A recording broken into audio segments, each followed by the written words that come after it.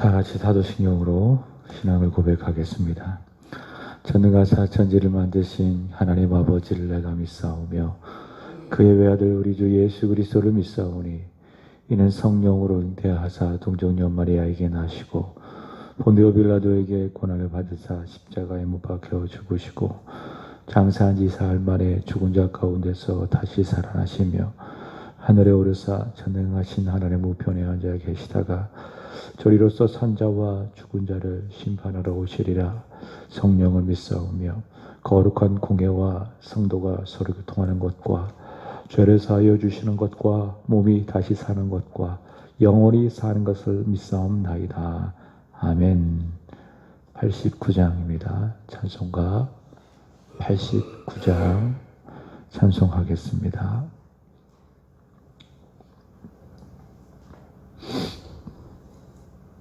(89장입니다) 샤론의 꽃 예수 나의 마음에 거룩하고 아름답게 비소서.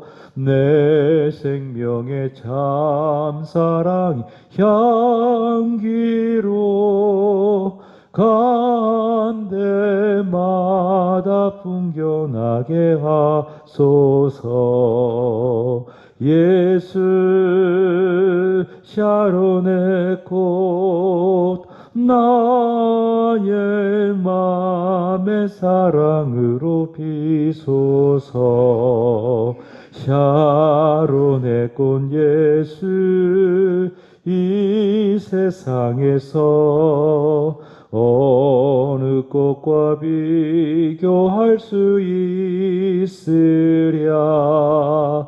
나의 삶의 한결같은 은혜와 사랑으로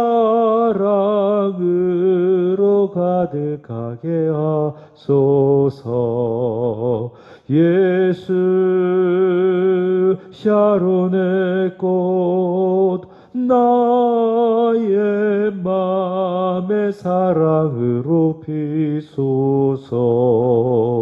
샤론의 꽃 예수 모든 질병을 한이 없는 능력으로 고치사 고통하며 근심하는 자에게 그 신임과 소망 내려주소서. 예수 샤론의 꽃 나의 맘의 사랑으로 비소서. 샤론의 꽃 예수 길이 비소서. 주의 영광이 땅 위에 가득해 천하 만민 주님 앞에 엎드려 경배하며 영광 돌릴 때까지. 예수 샤론의 꽃 나의 맘의 사랑으로 비소서. 사도행전 8장 1절부터 13절까지입니다. 사도행전 8장 1절부터 13절까지입니다.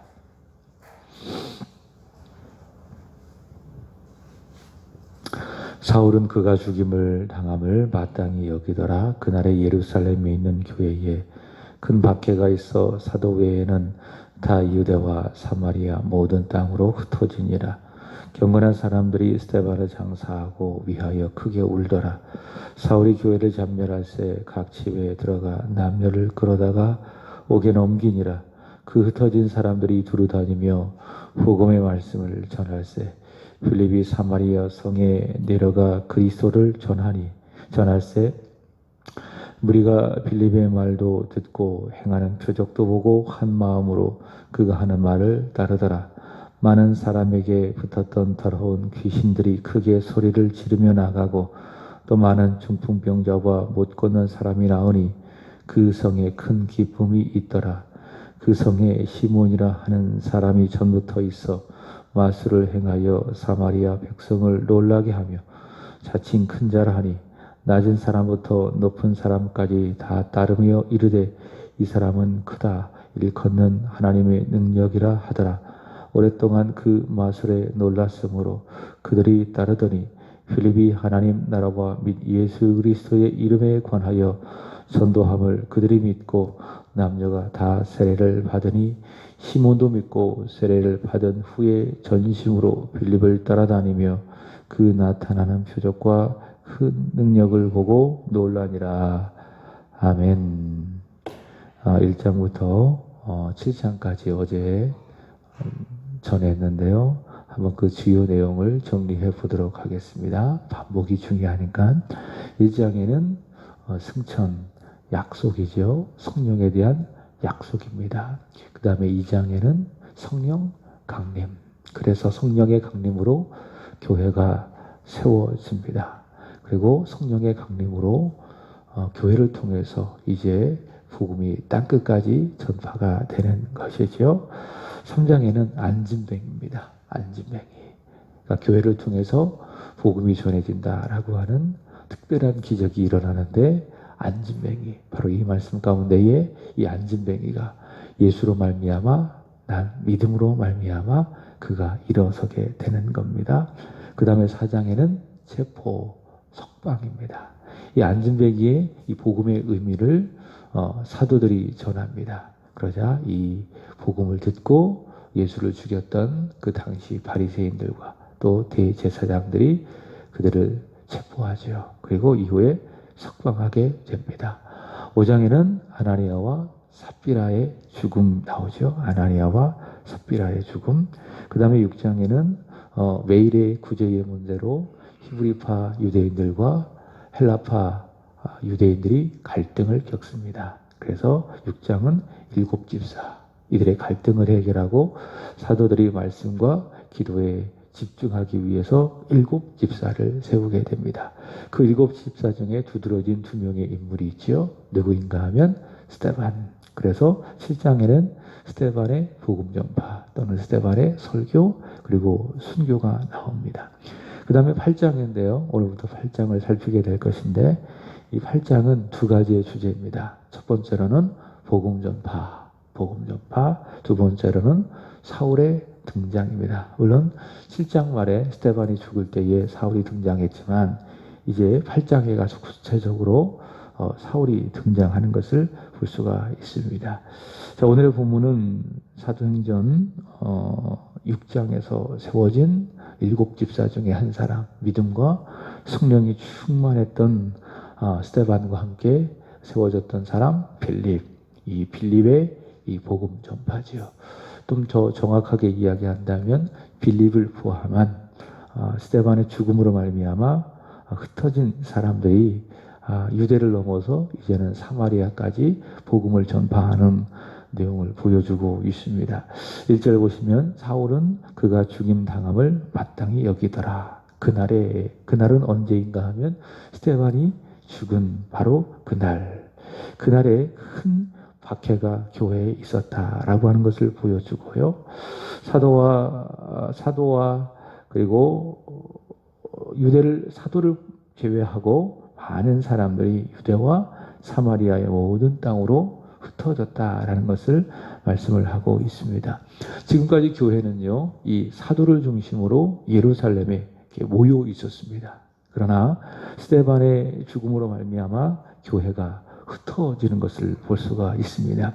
먼저 이를 통해서 본다면 교회는 뭐냐? 교회는 건물이 아니라 교회는 사람이다 라는 것을 볼 수가 있습니다. 그래서 우리 믿음의 선배들은 이렇게 교회에 이름을 쓸 때에 예를 든다면 세한교회 쓰지 아니하고 세한교회 당 그렇게 이제 쓰는 것을 볼 수가 있습니다. 교회라고 하는 건요, 건물이 아니라 무엇이다? 사람이다 라고 하는 겁니다. 여기 초대교회도 마찬가지지요. 교회로서의 그 당시에 특별한 웅장한 건물이 있었던 것이 아닙니다. 예루살렘 중심으로 모여 있었던 공동체를 교회라고 이야기하고 있는 것입니다. 자, 모이는 교회, 사도를 중심으로 예루살렘에 모여 있었던 교회. 동시에 교회는 어떤 교회인가 하면 다시 1절 보시면 흩어지는 교회, 사마리아의 모든 땅으로 흩어지니라. 이 교회는 어떤 교회 모습이라고요? 흩어지는 교회라고 하는 겁니다. 하나님을 예배하고 또 하나님을 섬기고 또 성도와 성도 사이에 수평적인 의미에서 교제가 있다면 이것이 바로 어떤 교회인가? 모이는 교제입니다. 수직적으로 하나님을 예배하고 수평적으로 성도와 성도 사이에 떡을 떼면서 모이는 교회. 자, 그렇게 모여서 영적인 힘을 받고요. 이제는 각자 생활 속으로 흩어져서 예수를 전하는 것. 어떤 교회의 모습입니까? 흩어지는 교회의 모습이다라고 하는 것입니다. 그렇게 교회는 모여야 되고 동시에 흩어져야 되는 것입니다. 이것이 바로 흩어지는 교회, 또 모이는 교회의 개념이다라고 하는 겁니다. 우리는 오늘도 흩어지는 교회의 사명을 감당해야 될 줄로 믿습니다. 하나님께서 나에게 가라고 하신 그 생활의 현장, 삶의 현장 속에서 내가 받았던 그 하나님의 은혜로 어제 우리가 모이는 교회로서의 사명을 감당한 것 아니겠습니까? 모여서 하나님을 예배하고 또 예배를 통해서 산돌이신 그 예수님을 수유해야 함을 우리는 말씀을 통해서 받았습니다. 이제는 우리가 산돌이신 예수님을 우리가 흩어진 그 장소에서 전해야 되는 겁니다. 그래서 우리는 모이는 교회, 흩어지는 교회, 이런 믿음을 가지고 우리는 살아가야 할 줄로 믿습니다. 자, 스데반의 죽음으로 말미암아 지금까지 예루살렘 중심으로 교회가 모여 있었다면 이제는 유대까지 그리고 사마리아까지 흩어져서 예수를 전하는 흩어지는 교회의 사명을 감당하게 되는 것이죠. 근데 오늘 본문에 보시면 말씀드린 것처럼 사울이 등장을 합니다. 앞서 7장 58절 보시면 스데반이 순교할 때에 사울이 처음 등장하죠. 그러니까는 이 스데반이 죽이는 그 일에 이 사울이 이 뒤에서 조종하고 또 주도적으로 그 일을 했다라는 것을 알 수가 있습니다. 이 사울이라고 하는 것은요, 참고로 말씀을 드린다면 이스라엘의 초대왕 사울과 같은 이름이죠. 그러니까 히브리식 이름이 사울입니다. 근데 이 사울이 이후에 다메섹 도상에서 예수님을 만나고 이방인을 위한 사도로 부름을 받습니다. 그래서 이방인들에게 다가가서 복음을 전하기 위해서 그의 이름이 불려진 것이 바울입니다. 그러니까 바울입니다. 어떤 분들은 예수님을 만나기 전에는 사울이었고 또 예수님을 만난 다음에는 그 이름을 바꾸어서 바울이 됐다. 그렇게 이해하는데 그렇지 않습니다.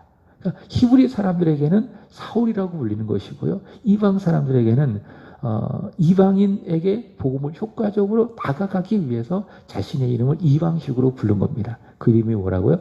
바울이다. 이것을 참고적으로 알아두고요. 이 사울이 스데반의 죽음을 마땅히 여기고요. 그리고 그 사울을 중심으로 예루살렘에 큰 박해가 있게 되는 것이죠. 특별히 3절 말씀을 보시면 이렇게 이야기합니다. 사울이 교회를 전멸했다라고 하는 그 의미.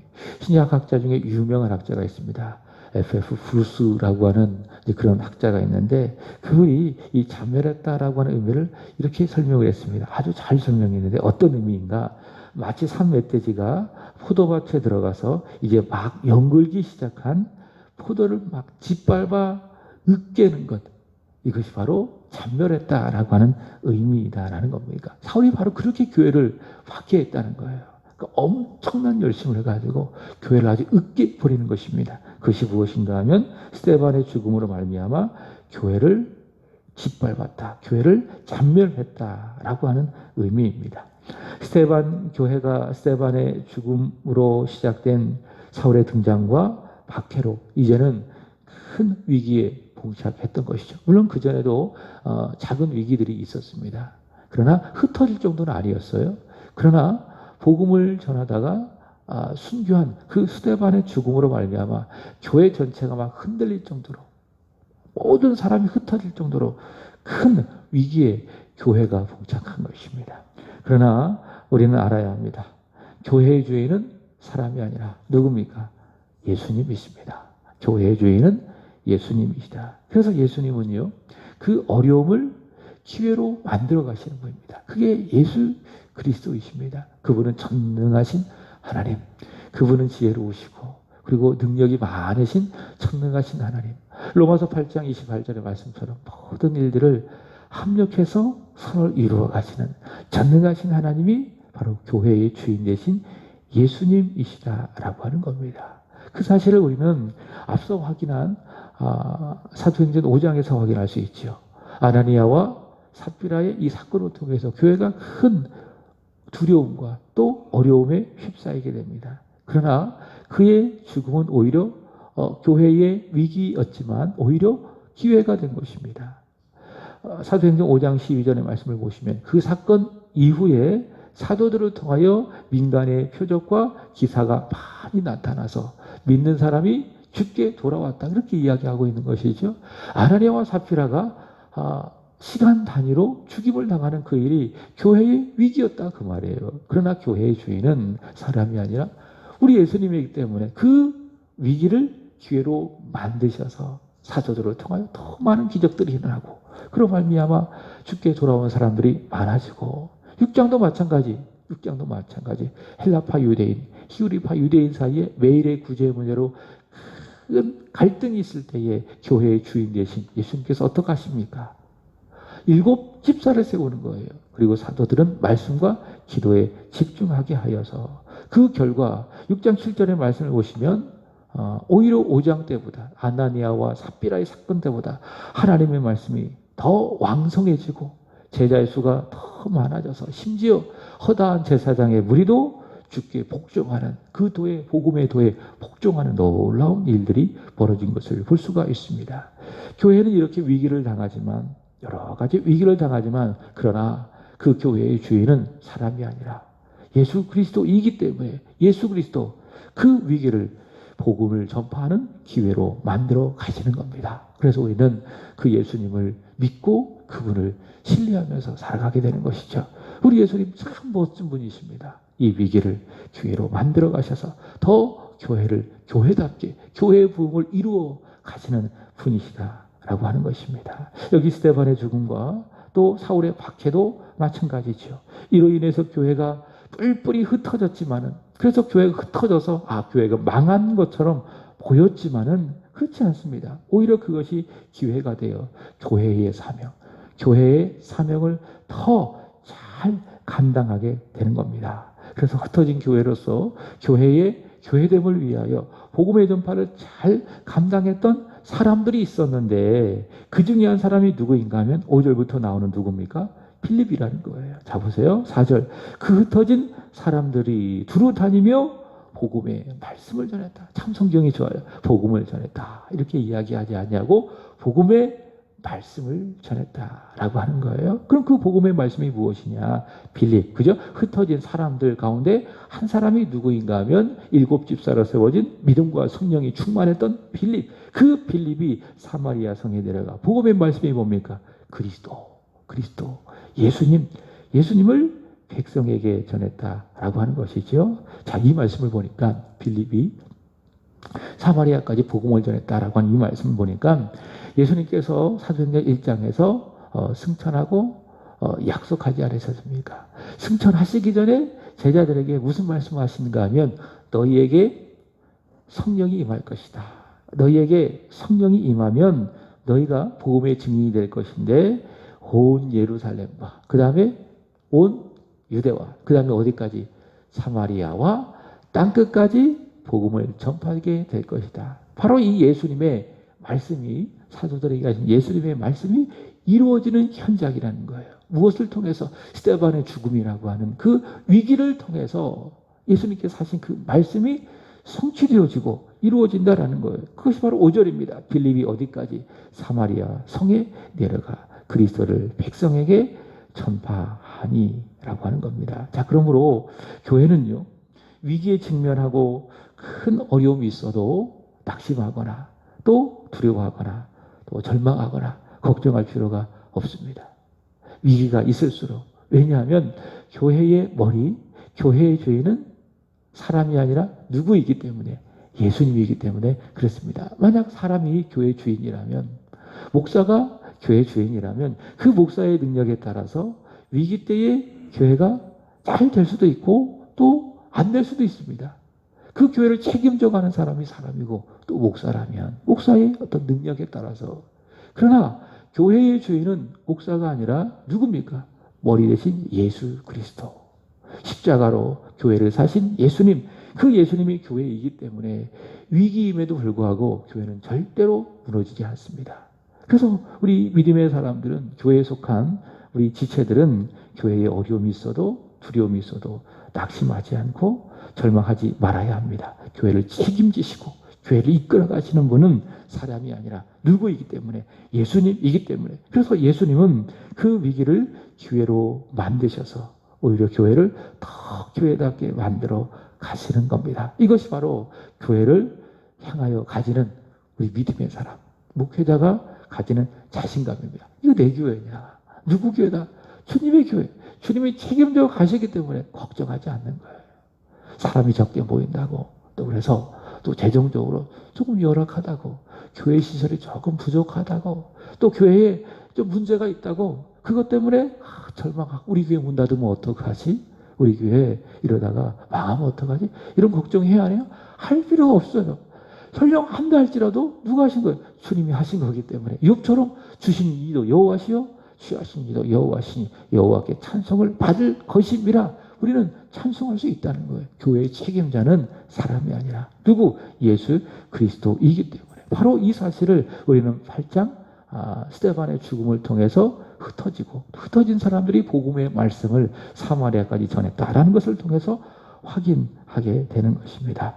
자, 이렇게 빌립은요, 이렇게 사마리아 성까지 흩어져서 그리스도를 전했는데, 자, 두 가지 보세요. 6절 보시면 어떻게 복음을 전했느냐? 6절, 무리가 빌립의 말도 듣고, 그러니까 말로써 그리스도를, 복음의 말씀을 전하고요. 두 번째로는 무엇으로? 행하는 표적을 통해서 복음의 말씀을 전했다. 그 표적은 무엇이냐? 7절 보시면 많은 사람에게 붙었던 더러운 귀신들이 크게 소리를 지르며 나가고 귀신이 추방되어지고, 그 다음에 두 번째로는 많은 중풍병자와 못 걷는 사람이 나으니, 그러니까 병고침, 또 귀신 추방과 같은 그런 특별한 표적과 기사를 통해서 그리스도가 백성들에게 전해졌다라고 하는 것이에요. 그래서 말씀을 늘 드립니다. 표적과 이런 기사, 병고침이라든지 귀신 추방과 같은 이런 어떤 표적과 기사들은 표적 자체로서의 어떤 의미가 있는 것이 아니라, 성경을 보면 그리스도를 전파하는 수단으로서, 도구로서의 의미가 있더라라는 거예요. 그래서 그 시대에는 이런 기적들이, 표적들이 많이 일어났죠. 왜? 그리스도가 더 충만하게, 편만하게, 왕성하게 전파되어져야 하기 때문에 성령께서는 이런 특별한 기적들을 많이 일으켰던 것입니다. 자, 그러자 많은 사람들이 이 빌립이 전하는 그리스도를 믿게 되었습니다. 그래서 보세요. 그 성에 무엇이 있었다? 큰 기쁨이 있었다. 빌립이 전하는 그리스도를 그들이 믿으니, 예수를 믿으니 그들의 마음속에, 아니 그 큰 성에 큰 기쁨이 있었다라고 하는 거예요. 그래서 예수를 믿은 사람은 어떤 사람인가 하면 다양하게 그 저기를 말할 수 있겠지만, 예수를 믿은 사람은 어떤 사람이냐? 큰 기쁨을 가진 사람, 기뻐하는 사람이 누구라고요? 예수를 믿은 사람. 그래서 이 당시 초대교회에 그리스도인의 표지가 있었습니다. 성경을 보면 앞뒤에 이렇게 표지가 있지 않습니까? 그 표지를 보고 저건 성경책이다, 또 이런 책이다 라고 확인하고 있는 것처럼 그리스도인의 표지가 있습니다. 저 사람은 그리스도인이야 라고 그 초대교회 당시 믿지 않는 사람이 확인할 수 있는 방법이 있었습니다. 그것이 무엇인가 하면 기쁨입니다. 기쁨. 어떤 상황 속에서도 기뻐하느냐. 그럼 그 사람은 누구라고요? 저 사람은 예수 믿는 사람이야, 그리스도인이야, 그렇게 확인했다라고 하는 것입니다. 여러분, 우리는 예수를 믿은 사람입니다. 예수의 사람입니다. 예수 안에 있는 사람입니다. 어떤 것으로 확인해야 돼요? 내 마음에 큰 기쁨이 있느냐, 주 안에서 기뻐하는 그 기쁨이 있느냐? 항상 기뻐하는 그 기쁨이 있느냐? 그것이 바로 내가 예수를 믿는 사람의 표지이다라고 하는 겁니다. 이렇게 빌립이 그리스도를 전하자, 그 사마리아 성에 큰 그리스도로 말미암는 기쁨이 있었다라고 하는 것이죠. 자, 본문 말씀을 보시면 계속해서 9절 이하에 보면 그 성에 이렇게 이제 복음이 막 전해지자 그 성에 한 사람이 등장하는데 누굽니까? 시몬, 마술사 시몬이 등장하는 것을 볼 수가 있습니다. 여러분, 마술이라고 하는 건요, 진짜입니까? 가짜입니까? 가짜예요. 가짜. 눈 속임이에요. 그래서 TV에서 마술사가 막 마술을 하잖아요. 그럼 굉장히 신기하죠. 신기를 넘어서 신비롭습니다. 왜냐하면 정말 희한한 일들이 일어나기 때문에. 근데 잘 따지고 보면 그거 다 뭐예요? 속이는 거예요. 눈속임이에요. 그래서 제가 이제 신대원 다닐 때에 뭐 전도사들이 있는데 희한한 전도사들이 많이 있어요. 어떤 전도사가 있는가 하면 이제 대부분 이 전도사가 되어지면 이제 주일학교를 맡고 아이들을 섬기고 있지 않습니까? 그러면 노방 전도를 학교 앞에 가서 하게 되어지는데 일명 마술 전도라는 것을 하게 되는 겁니다. 그러니까 마술을 통해서 아이들에게 이제 복음을 전한다. 그래서 이런 심지어가 있었어요. 저희 신대원이 이제 개혁주의 그런 신학을 표방하는 학교인데 개혁주의 마술이다. 이런 말까지 있었어요. 근데 저는 개인적으로 그건 아니라고 생각해요. 마술은 뭡니까? 속이는 거예요. 눈속임. 그러니까 복음을 전할 때는 그 방법까지도 정직해야 돼요. 거짓이 없어야 돼요. 그래야 복음이 복음으로서의 그 역사가 있는 겁니다. 그러니까 눈속임을 통해서 복음을 전한다라는 자체가 어폐가 있는 거예요. 자, 마술은 무엇이다? 눈속임이다라고 하는 거예요. 여기도 마찬가지입니다. 시몬도 마찬가지. 그러니까 사람을 속여서 많은 그런 부와 그리고 사람들을 모은 사람들이라는 겁니다. 읽진 않았지만 18절 보시면 그가 사도들에게 돈을 주었다. 많은 돈을 주었다는 거예요. 이것을 보면 그가 마술로서 많은 돈을 모았고요. 그리고 10절 말씀을 보시면 낮은 사람부터 높은 사람까지 다 따르며 이르되 누구도 모았습니까? 사람을 많이 모으는 거야. 그러니까 그 주변에 사람이 많이 있으니까 돈도 많이 따라오고, 자, 특별히 여기 보시면 이 사람은 크다 일컫는 하나님의 능력이라 하더라. 이렇게 이야기합니다. 여기서 크다라고 하는 헬라어 단어가 메간이라고 하는 단어를 사용하고 있어요. 근데 신비로운 거는, 재미있는 거는 이 메간이라고 하는 단어는 어디에 쓰이는 단어인가? 하나님께 붙여 있는 단어가 크다, 메간이라는 단어예요. 그러니까 이 사람은 어떤 사람인가 하면 교주라는 거예요. 교주. 그러니까 내가 누구다? 내가 하나님이다. 내가 큰 하나님의 사람이다. 나는 하나님이다. 이렇게 사람을 마술로서 위혹해서 많은 사람을 모았던 사람이 누굽니까? 바로 이 사람이 마술사 시몬이라고 하는 거예요. 그래서 그는 어떤 종교인지 모르겠지만 마술 종교를 창시하고 자칭 하나님이라고 이야기해서 많은 사람을 모으고 또 돈을 막대하게 모은, 소위 말해서 사이비 교주였다라고 하는 것입니다. 그 사람들은 그의 마술에 속아서 낮은 사람부터 높은 사람까지 그를 막 따르면서 그를 막 추앙하는 거예요. 이 사람이 누구다? 하나님의 능력이다. 이 사람이 하나님이다 라고 하는 겁니다. 여러분, 교주는요, 자기 스스로 만들지만은요, 기억하세요. 동시에 그를 절대 추종하는 주변 사람들이 그 사람을 교주로 만드는 거예요. 여러분, 대통령이 되는 것도 마찬가지예요. 내가 대통령이 되겠습니다 라고 생각을 가지고 나서지만 누가 만든 겁니까? 그 주변에 사람들 대통령 되세요. 목사님들이 한 교단에서 총회장 되는 것도 마찬가지예요. 내가 총회장이 되겠습니다 라고 해서 되는 경우도 있지만 그 주변 사람들이 목사님 나가셔야죠. 이렇게 해서 총회장이 되는 경우가 많이 있어요. 교주도 마찬가지예요. 어떤 성경의 내용을 가지고 잘못된 교리를 통해서 자기가 교주가 되는 것이지만 그 주변의 사람들이 그를 하나님처럼 추앙하고 또 받드니까는 그 사람이 누가 되는 거예요? 교주가 되는 거예요. 목회자들 중에서도 교주 같은 그런 목회자가 있습니다. 교주 같은 그런 생각을 교인들에게 주입을 시켜서 교주가 되는 경우, 또 주변에 자신의 절대 그 권력에 복종하는 그 사람들을 통해서 교주적인 목회를 하는 사람이 있다라는 거예요. 그러니까 주변의 사람들이 교주로 만들어가는 거예요. 교주형 목회자로. 여러분 이것을 긍정적으로 측면으로 본다면 좋은 목회자는요, 자기 스스로 하나님 앞에서 믿음을 가지고 만들어가는 거예요. 사도들처럼 말씀에 집중하고 기도에 집중하고 예수 그리스도 앞에서 나는 아무것도 아닙니다 라고 하는 그 믿음을 통해서 좋은 목회자가 되는 거예요. 그러나 동시에 좋은 목회자는 누가 되는 겁니까? 좋은 주변의 교인들을 통해서 좋은 목회자가 만들어가는 거예요. 이게 양방향이 함께 있어야 되는 겁니다. 좋은 목사는 자기 스스로 하나님 앞에서 믿음을 가지고 세워가는 것이지만 동시에 좋은 교인이 좋은 목회자를 만들어가는 것입니다. 그래서 좋은 교회를 통해서 좋은 목회자가 나오고 또 좋은 목회자를 통해서 좋은 교인, 또 좋은 교회가 된다라고 하는 것입니다.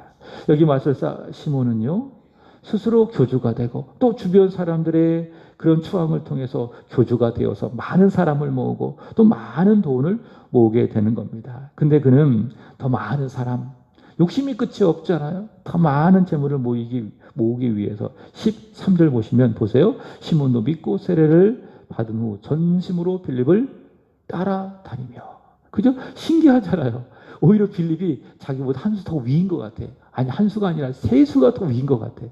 사람들이 막 빌립이 전하는 그리스도를 듣고 막 그를 딱 따라다니니까는 그래서 이 시몬이 어떡합니까? 내가 저 사람이 가지고 있는 신비로 능력을 받으면 내가 더 많은 사람을 모으고 더 많은 재물을 모을 수 있지 않을까라고 하는 그 잘못된 동기를 가지고 어떡합니까? 시몬도 거짓으로 믿는 거예요. 위장해서 믿고 세례를 받은 후에 전심으로 빌립을 따랐다. 그리고 그 나타나는 표적과 큰 능력을 보고 어떻게 했다고요?